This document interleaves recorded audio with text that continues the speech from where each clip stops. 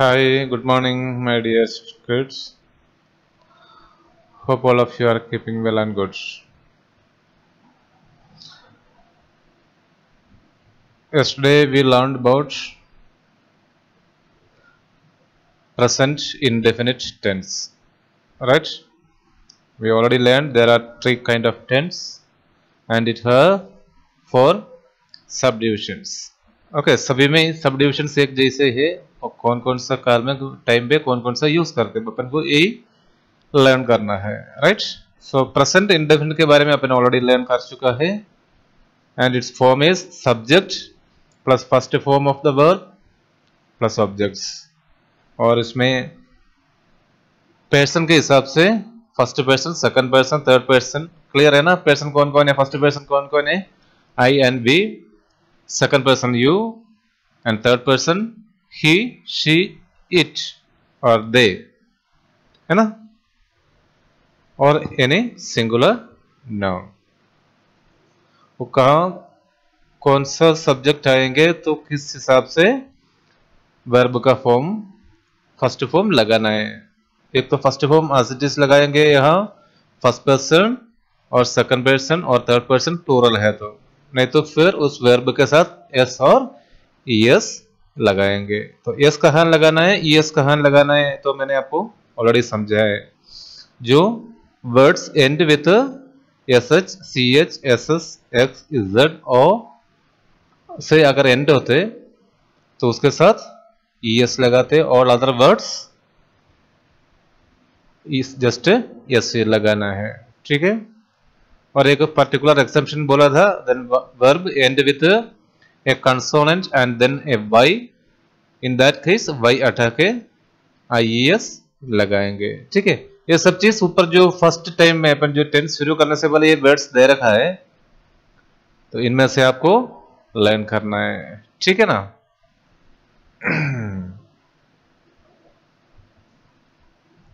So today we learn past indefinite. कल अपने क्या लर्न किया था, प्रेजेंट इंडेफिनिट लर्न किया था. और आज अपन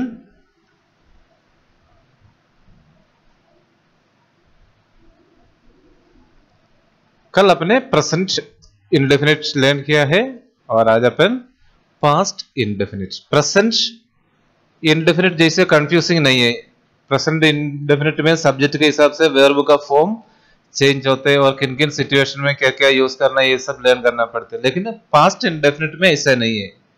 सो सिंपल है और उसमें वर्ब का एक ही फॉर्म यूज करना है. उसमें एस फॉर्म है, ईएस फॉर्म है, आईएस फॉर्म, ऐसा कोई फॉर्म एडिशन नहीं लगाना है. इसमें सिर्फ the second form of the verb अपन को यूज करना है. और एक किस काम में ये अपन ये यूज करते हैं, in what way we will use it. Right?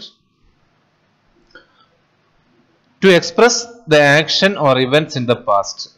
Past में जो काम हो चुका है उसके लिए लिखने के लिए और बताने के लिए अपन प्रेजेंट इंडेफिनिट यूज करते हैं. बट एक कंडीशन क्या है, to express a regular action और habitual action in the past but not continuing at present. है समझ में.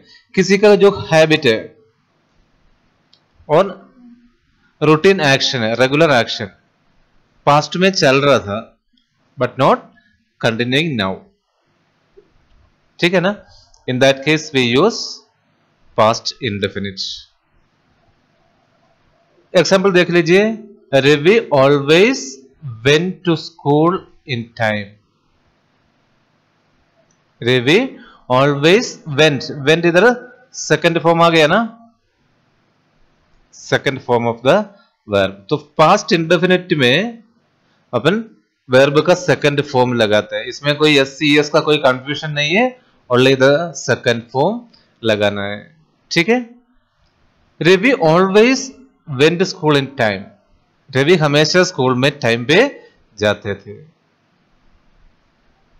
इट मीन्स जाते थे लेकिन अभी नहीं जा रहे. अभी वो स्कूल नहीं जा रहे होंगे या टाइम पे नहीं जा रहे होंगे, दोनों अपन सोच सकते हैं.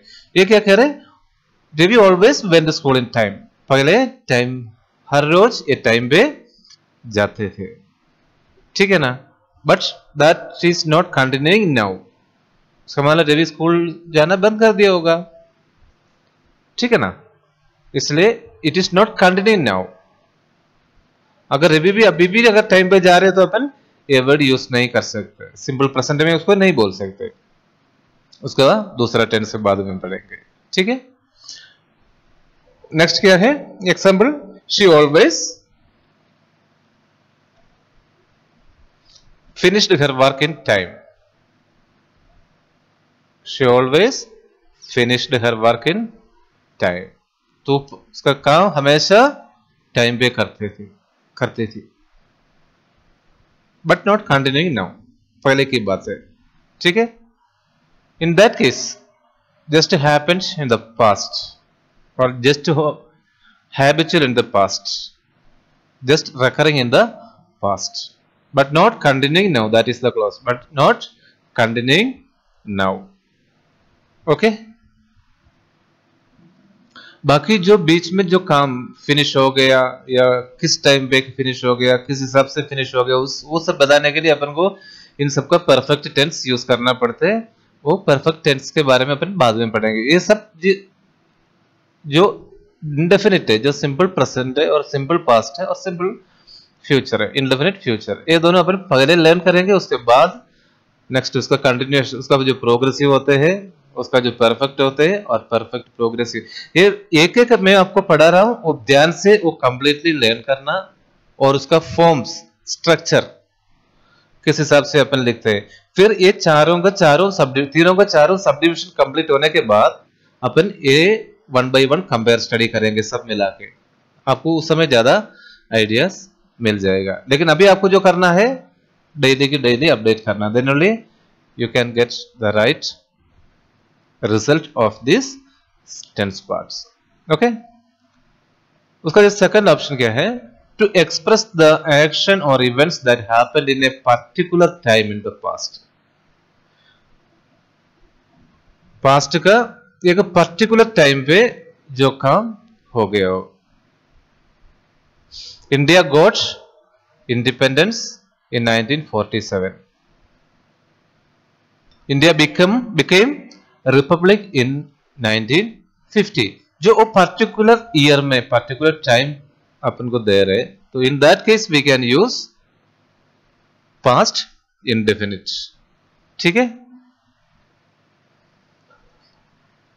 टू एक्सप्रेस एन एक्शन और इवेंट, ये तो इवेंट है ना। We got independence in that had happened in a particular time. Very अपन को एक पर्टिकुलर टाइम दे रखा है 1947. So we write India got independence in 1940. इधर इंडिया हैड गोट या हैव गोट कोई बोलने का जरूरत नहीं है, क्योंकि it is past event and the particular time is given here, ठीक है। Next one, to express the action just finished, अभी जस्ट जो फिनिश किया है वो मतलब रेवी रोट ए लेटर, अभी सिंपली जस्ट फिनिश्ड है, उसमें वो परफेक्ट है, कंटिन्यूअस है और कुछ नहीं बताना है, जस्ट फिनिश्ड। आया समझ में? Past continuous, sorry past indefinite easy है ना। जो पुराना आदत, पुराना जो हैबिचुअल है, जो काम पास्ट में कंटिन्यूसली या रिकरिंगली कर रहे थे, और दूसरा any event happened in a particular time in the past, और next for an action just finished. इन सबके लिए अपन क्या यूज करेंगे, पास्ट इंडेफिनिट या सिंपल पास्ट टेंस यूज करेंगे। क्लियर? अब अपन इसका स्ट्रक्चर देखेंगे।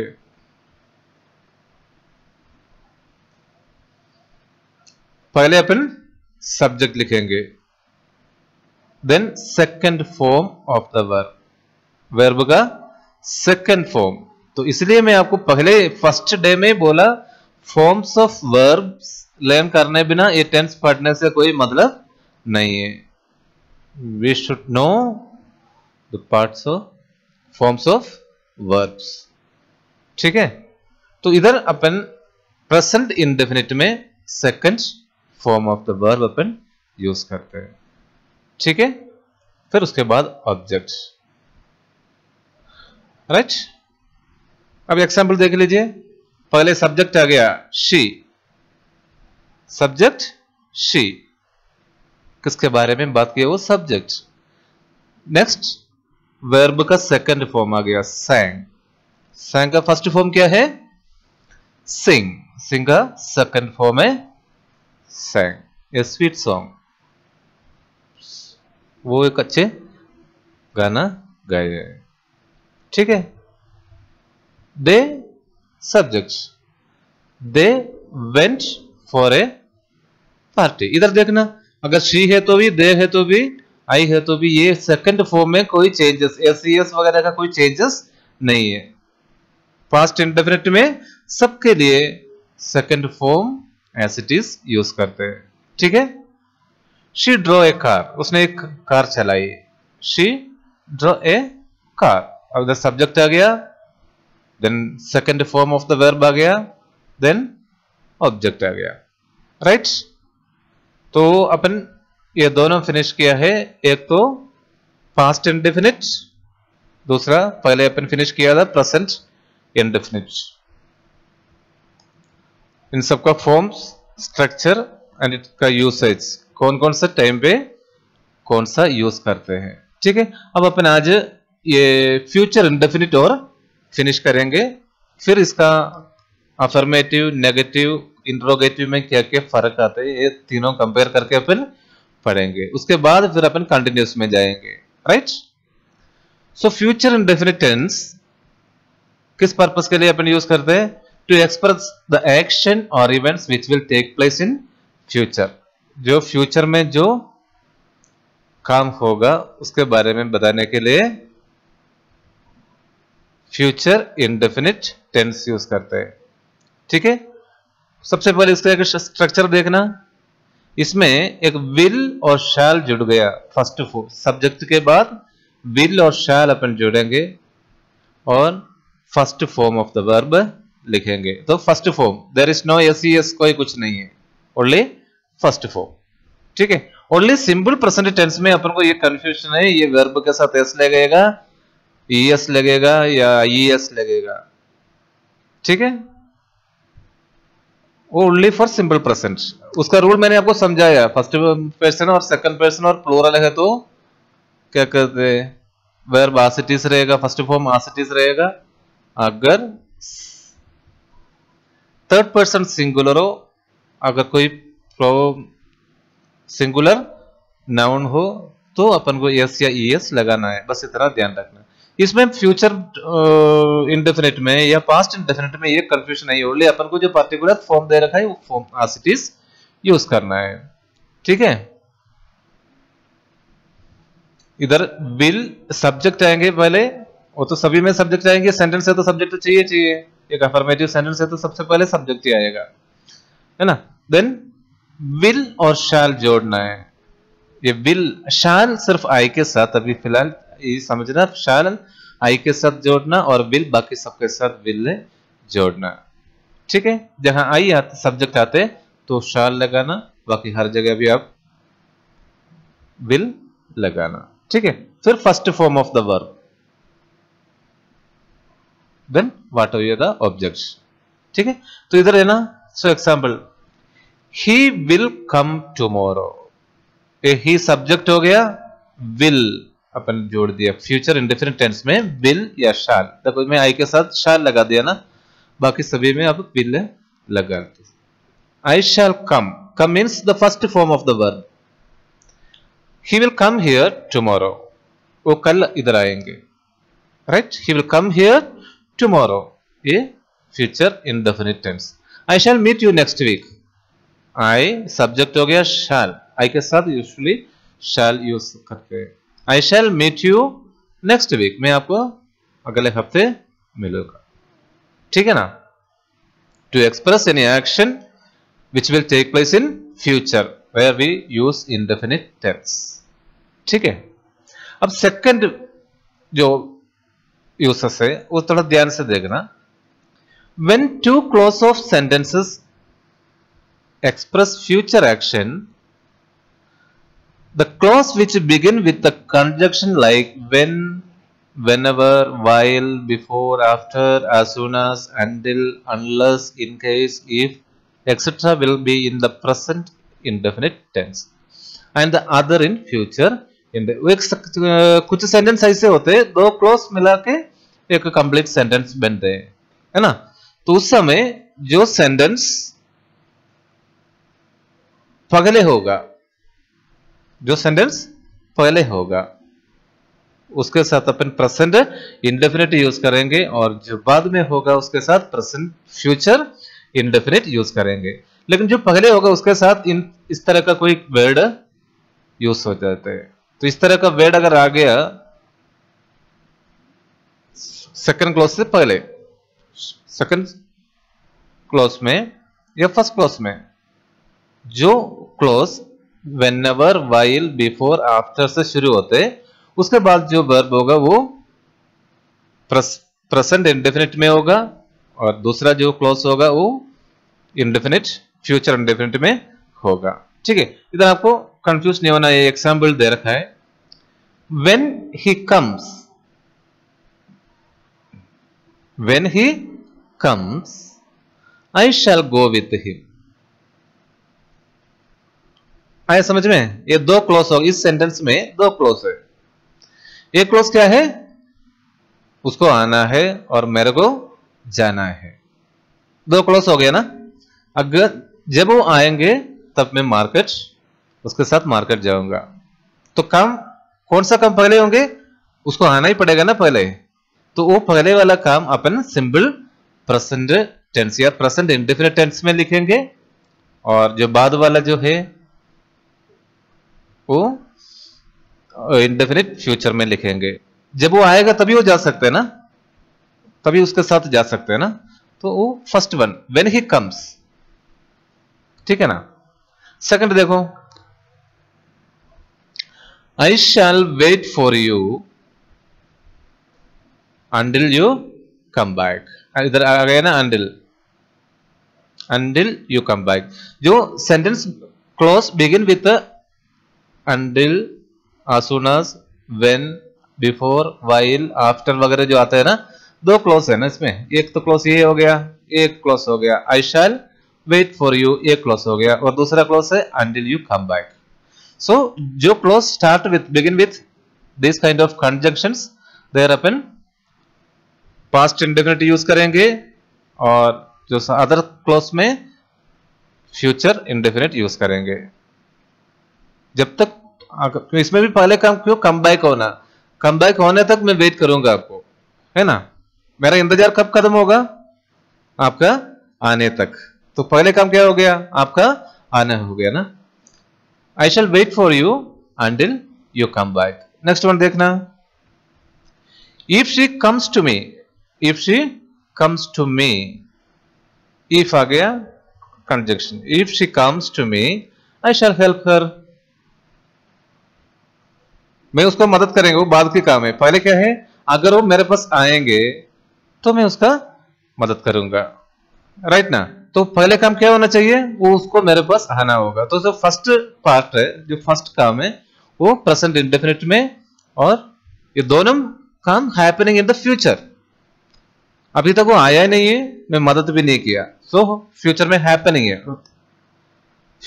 ना। It has to be happen in the future. But उसमें से जो पहले काम होने वाला है उसको अपन सिंपल प्रेजेंट में और जो बाद में होने वाला है अपन सिंपल फ्यूचर इंडेफिनिट टेंस में भी यूज करते हैं, ठीक है ना। तो उसका फॉर्म कैसे लिखना है, क्या लिखना है आपको ऑलरेडी अपन ने लर्न किया।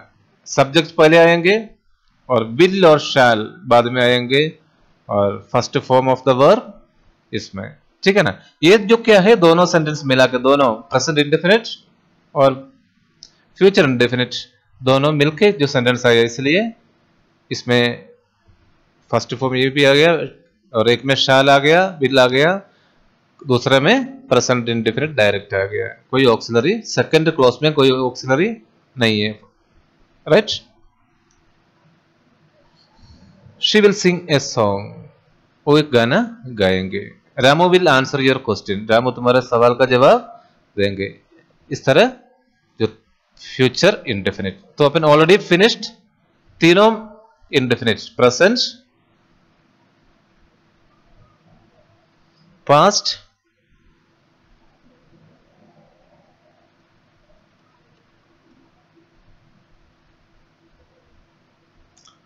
एंड फ्यूचर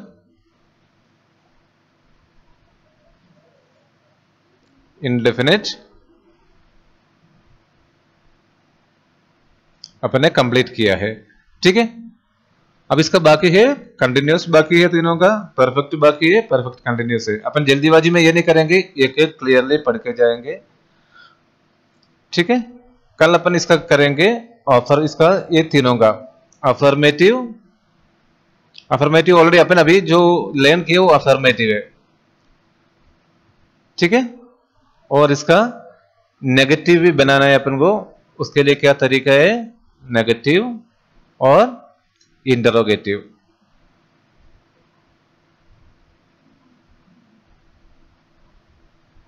ठीक है ना। ये सब अपन कल लर्न करेंगे, ठीक है।